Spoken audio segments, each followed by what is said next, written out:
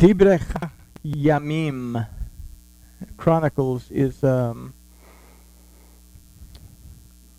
really interesting.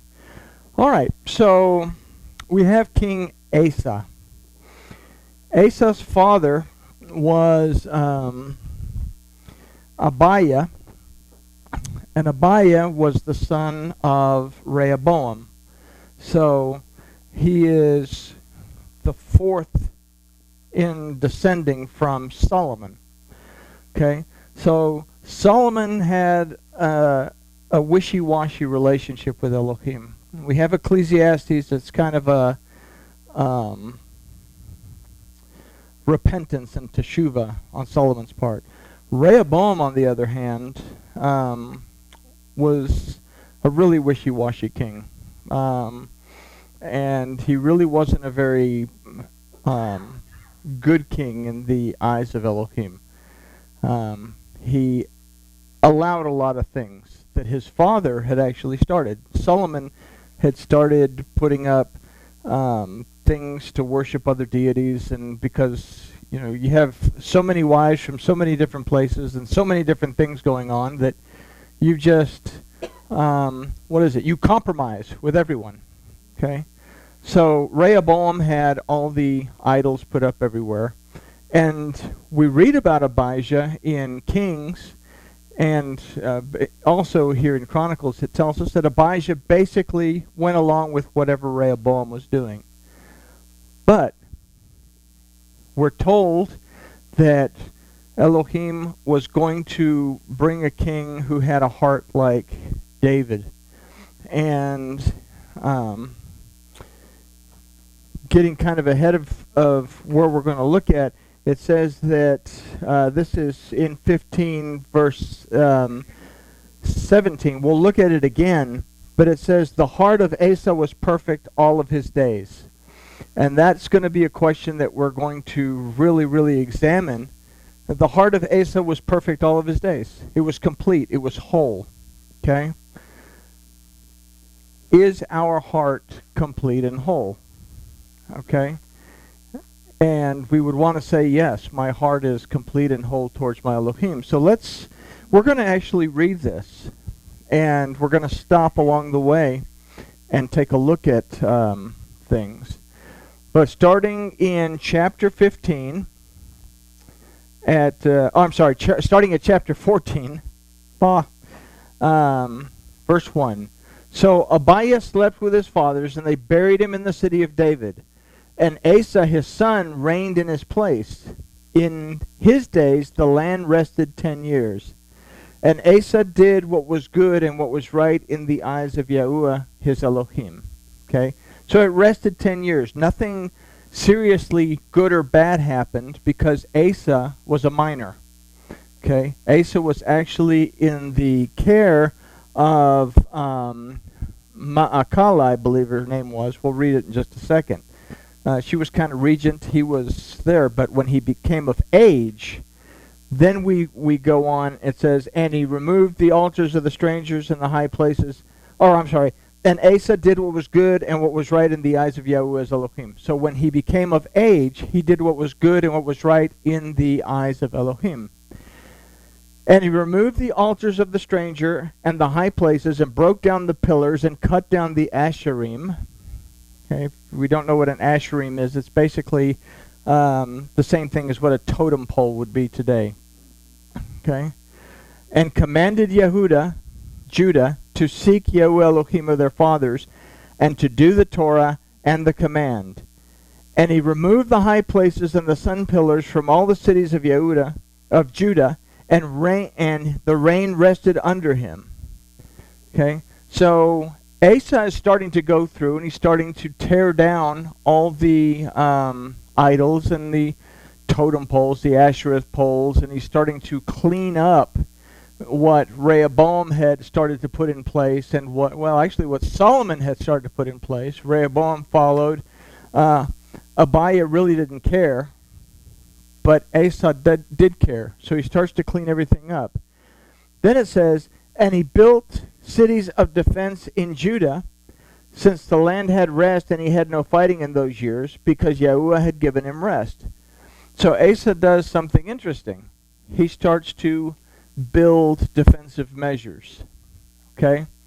So Asa did what was right in the eyes of Elohim. Asa takes down the idols and whatnot, and he begins to build up defenses. How can we equate that to something that we do? Okay? First of all, we make the change. Say, I want to be Torah observant. I want to follow my Elohim according to his word. I am restored because of what Yahusha did. So I start to look into myself and start to tear stuff out. Remove stuff that doesn't belong there. But I start to build defenses as well, in that I begin to study. I begin to learn. I begin to understand what the word is telling me. Okay? And he said to Judah, let us build these cities and make walls around them and towers, gates and bars, while the land is yet before us, because we have sought Yahuwah our Elohim. We have sought, and he has given us rest all around. So they built and they prospered. Okay? Again, we go back to look at ourselves. How do I build and I prosper? Well, I build on what I learn. And I prosper because of what I'm learning. Because I've removed the things that lead me astray. But we'll come back to that. Remind me if I forget. And Asa had an army of 300,000 men from Judah bearing shields and spears, and from Benjamin 280,000 men bearing shields and drew bows. All of them were mighty brave men. They were down south. They were just mighty brave men. Okay. Sorry. And Zerah, the Cushite, came out against them with an army of 1,000,000 men and 300 chariots, and he came to Mareshah. That's kind of an odd thing, you know? You have almost 500,000 people from Judah, and here are the Cushites hitting the horn on the chariots. No, here are the Cushites with 1,000,000 people, and all they have is 300 chariots. I mean, what's 300 chariots compared to 1,500,000 troops, you know? But anyway, I thought it was just kind of interesting. It says, and Asa went out against him.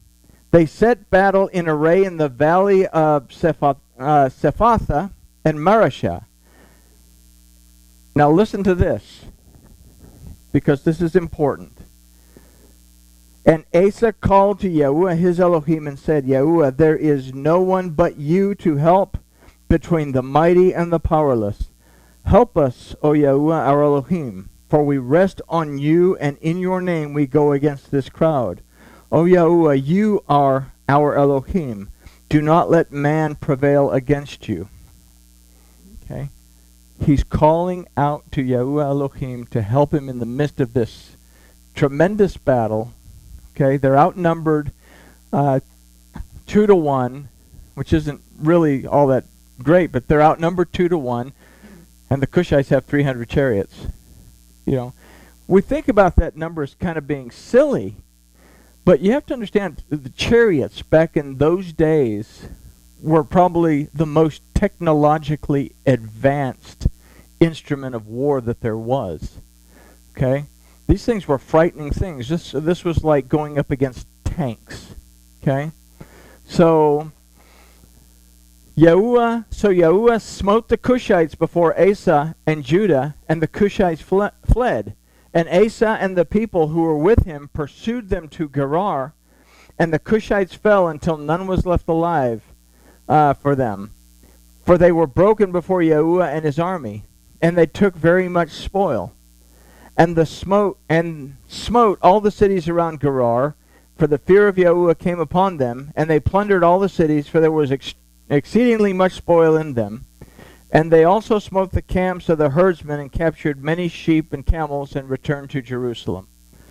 Okay, so in verse 14, what do we see?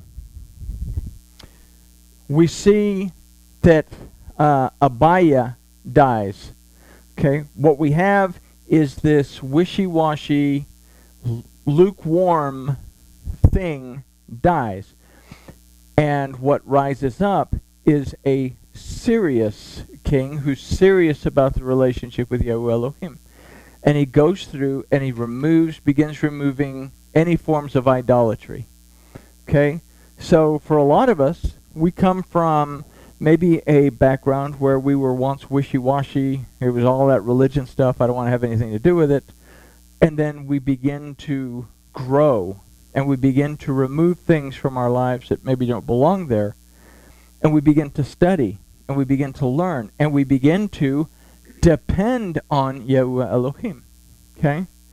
We can say this in the newness of our discovery of a relationship with our Elohim.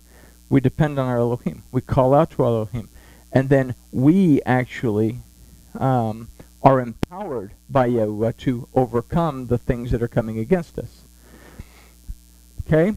So let's look at what happens in chapter 15. Okay? And the Spirit of Elohim came upon Azariah, son of Oded, and he went out to face Asa, and said to him, Hear me, Asa, and all of Judah and Benjamin. Yahuwah is with you while you are with him, and if you seek him, he is found by you. But if you forsake him, he forsakes you. Very important. Because here in verse 14, we've understood that he's removing things that don't belong there. He's depending on Yahuwah Elohim. He's seeking Elohim, and Elohim is empowering him to overcome his obstacles. But now he gets this message. He says, Yahuwah is with you while you are with him, and if you seek him, he is found by you. But if you forsake him, he forsakes you. Okay?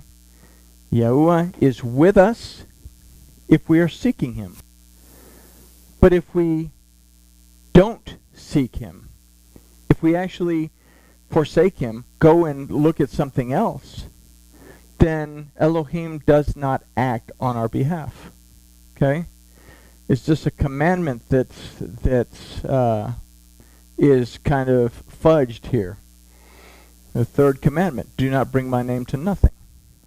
The second commandment, don't make another Elohim and put it in my place. And then the first commandment, I am Yahuwah your Elohim who brought you out of Egypt.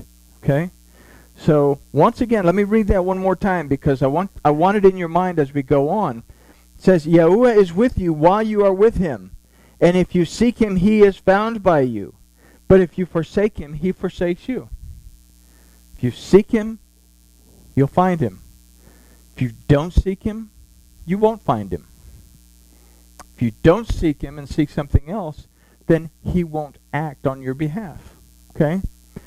And for many days, Israel has been without the true Elohim and without a Torah Cohen, or we take Cohen and we can say either a minister or a teacher, so we can say they have been without the true Elohim, without a Torah teacher, and without Torah. Okay? Why? They had gone through Solomon, who basically invited anybody to the temple when he dedicated it. He made it a temple for all nations instead of specifically a temple dedicated to Yahuwah Elohim. Rehoboam really didn't care about it, and the people as a result also strayed away. Then you have Abiah, who really didn't care. But now you have Asa, who does care, and he's being told, Israel hasn't had anyone to teach them Torah. They don't know who their Elohim is. Okay? So, but in their distress, they turned to Yahuwah Elohim, the Yahuwah Elohim of Israel. And they sought him, and he was found by them. Okay? So, Asa turns the people around. They begin to seek Elohim. Now, Asa's son is going to go a lot farther in actually reintroducing the Torah back to the people. And Jehoshaphat actually puts a system in place where teachers actually go to the villages and teach. Okay? But their distress, they turned to Yahuwah their Elohim, the Elohim of Israel, and they sought him, and he was found by them. Well, what does it say? If you are with him and you seek him, he'll be found by you. And in those days there was no peace to no one who went out nor who came in, for great disturbances were on all the inhabitants of the lands. And they were beaten down nation by nation, city by city, for Elohim troubled them for their distress. So does Elohim go out and intentionally trouble people who aren't seeking them? Okay. We have a word there that can mean trouble, but it also means to forsake. He simply doesn't pay attention to people who aren't paying attention to him. And the result is that they are distressed. There are disturbances. There are all kinds of things going on to all these peoples, to all these goyim, because they don't care who Elohim is. But the knowledge of Elohim, the desire to know Elohim, is starting to slowly come out. Okay? But you, be strong, and do not let your hands be feeble, for there is a reward for your work. There is a reward for your work. What work? Asa is trying to bring Elohim back to the people. Okay? And when Asa heard these words and the prophecy of Oded the prophet, he took courage and removed the abominations from all the land of Judah and Benjamin, and from the cities which he had taken in the mountains of Ephraim, and restored the altar of Yahuwah that was before the porch of Yahuwah. And gathered all of Judah and Benjamin, and those who resided with them, from Ephraim to Manasseh, from Simeon, for they came over in great numbers from Israel, when they saw that Yahuwah his Elohim was with him. So what is going on now? There's actually a migration from the northern kingdom to the southern kingdom. Okay? He's not only touching the people around him, he's starting to influence people from the house of Israel. And some people are starting to trickle in. Some people want to know. Why? Because he's a good example at this point. He's a good example. He's teaching them. He's made a way for them to be taught. He's brought Yahuwah Elohim back. He's starting to remove things from his life. Just like us. When we seek our Elohim and build that relationship with him, we influence people around us as well. Okay, so there's a lesson for us to take from it. Okay? And they gathered together at Jerusalem in the 3rd month in the 15th year of the reign of Asa, and offered to Yahuwah on that day 700 bulls and 7,000 sheep from the spoil which they had brought. And they entered into a covenant to seek Yahuwah Elohim of their fathers with all their heart and with all their being. Okay? These people were seeking with everything they had. Okay? We get that way. We want to totally dedicate ourselves to Elohim. Right now, we've just finished the last feast. Hopefully, this is the way we feel. This is a good lesson, because hopefully now it's the way we feel. We want to have that relationship with Elohim. We want to influence people around us. We want to study. We want to build ourselves up, build our defenses. Okay? And they offered a bunch of stuff. Then they entered into a covenant to seek Elohim of their fathers with all their heart and with all their being. And whoever would not seek Yahuwah Elohim of Israel would be put to death, from small to great, from man to woman. Okay? What is still in place? What is still in place? What system is still in place? The Levitical system is still in place. Okay? You seek to get involved with idolatry, we're putting the Torah back in place. The Torah says that if you commit idolatry, you are to be put to death. Okay? So, but listen to this. And they swore to Yahuwah with a loud voice and with shouting and with trumpets and with ram's horns. Why would they have both? Can we consider that some people are more capable of hearing Elohim than other people are? Some people are where they want to perceive his voice in the shofar. Some people are still dependent on what other people tell them. Okay? We're all that way, because nobody here, myself included, is ever 100% able to hear the voice of Elohim in the shofar. I want to, but oftentimes I still depend on the trumpet. Okay? So people are growing. People are changing. Their what is the word I'm wanting to use? Their spirit is becoming more sensitive to this relationship with Elohim. But wait, there's more. Okay. And all of Judah rejoiced concerning the oath, for they had sworn with all their heart and sought him with all their being. Okay. So, Sukkot, we rejoiced about our oath. We rejoice about our promise to seek Elohim. We rejoice about our promise to be a part of that. And now today, Sukkot's over, we are still rejoicing because we want to have a relationship with our Elohim. We have the intention of being there. But what happens? And he was found by them, and Yahuwah gave them rest all around.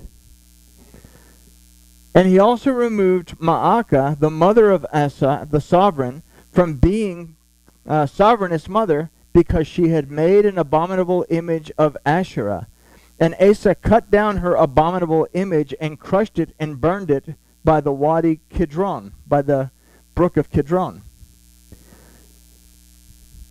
Now here's the problem. Here is a problem. Listen to what it says. Yet the high places were not removed from Israel. However, the heart of Asa was perfect all of his days. Asa's gone through and he's removed all the idols and he's removed all the stuff and he's restored the worship of Yahuwah Elohim and he's restored the teaching of the Torah back to the people and everything else, and his heart belongs to Elohim and his heart would be perfect all of his days, but he didn't go 100%. It says the high places were not removed from Israel. Okay? So he didn't completely purge idolatry from Israel. But his heart, it says his heart, the heart of Asa was perfect all his days. Is it possible to have a perfect heart? Because it says that when we go back and we look earlier, it says, well, it's in Kings. It says that from Abiah, Yahuwah would bring a ruler whose heart was like David's before Elohim. But it says here that his heart was perfect all of his days, but he didn't go the full distance in removing idolatry. How does that relate to us? We're learning, but we don't go the full distance to removing things that don't belong there because we're comfortable maybe with them, or they're not that bad. But yet, they're not Torah. Okay? And he brought into the house of Elohim the set-apart items of his father and his own set-apart items, silver and gold utensils. And there was no more fighting until the 35th year of the reign of Asa. Okay? So, Asa's done as good as he can. But what we see is a fast start. And if you're a marathon runner, you don't want to start off running as fast as you can. We see the people that usually win marathons are the ones that are in the very back at the very beginning, because they pick up speed as they go. Asa comes off the gun fast, and now he's starting to slow down because he doesn't, although his heart is still perfect, he still yearns for Elohim, but he's leaving, what am I trying to say here?